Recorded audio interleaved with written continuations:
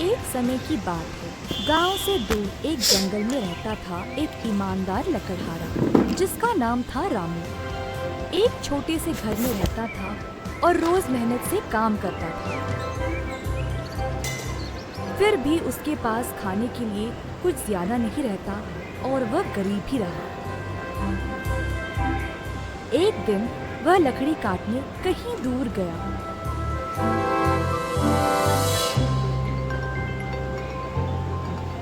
एक बड़ा सा अच्छा पेड़ की खोज में वह काफी दूर तक चला।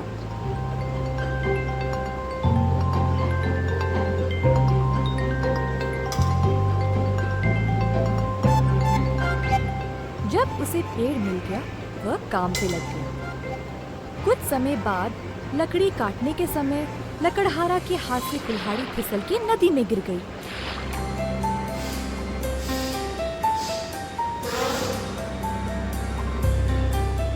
बेचारा रामू ये देखकर रोने लगा। मेरे पास केवल वो कुल्हाड़ी थी, अब वो भी खो गया। अब मैं अपनी रोजी रोटी कैसे कमाऊं? रामू उदास बैठा था और अचानक से उसे कुछ सुनाई दिया। मुड़ के देखने पर नदी के अंदर से एक देवी माँ प्रवेश हुई। मैं इस नदी की देवी हूँ। विश्राम करते समय कोई कुल्हाड़ी मेरे पास गिरी। कहाँ से गिरी ये देखने जब ऊपर तक आई तो तुम्हें रोते हुए देखा। क्या हुआ तुम्हें? रामू ने अपने आंसू पोंछा और कहा, देवी माँ, जो कुल्हाड़ी गिरी थी वो मेरी ही है। मैं एक गरीब आदमी हूँ, लकड़ी काट के पैसे कमाता हूँ। मेरी कुल्हाड़ी फिसल के नदी में गिर गई और अब मेरे पास रोजी रोटी कमाने का और कोई रास्ता नहीं है। कृपया करके अगर आप मुझे मेरी कुल्हाड़ी वापस कर दे तो मैं आपका आभारी रहूँगा। देवी तुरंत नदी के भीतर चली गई और वापस ले आई एक सुनहरी कुल्हाड़ी। देवी ने रामू को कुल्हाड़ी दी, परंतु रामू ने कहा कि ये उसका नहीं है। देवी फिर से नदी के अंदर गायब हो गई और इस बार एक चांदी का कुल्हाड़ी ले आई।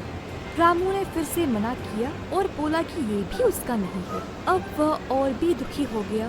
देवी ने देखा कि ये लकड़हारा बहुत ईमानदार व्यक्ति है। वह फिर से नदी के अंदर चली गई और इस बार देवी रामू की कुल्हाड़ी को ही ले आई। जब रामू ने अपनी कुल्हाड़ी को देखा वह खुशी से झूम उठा।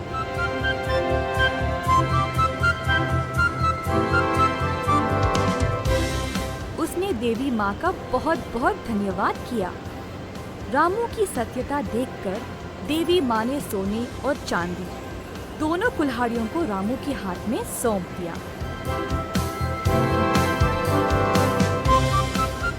लकड़हारा तीनों कुल्हाड़ियों को खुशी खुशी अपने साथ घर ले गया। बच्चों, हमेशा याद रखना कि जो भी करो ईमानदारी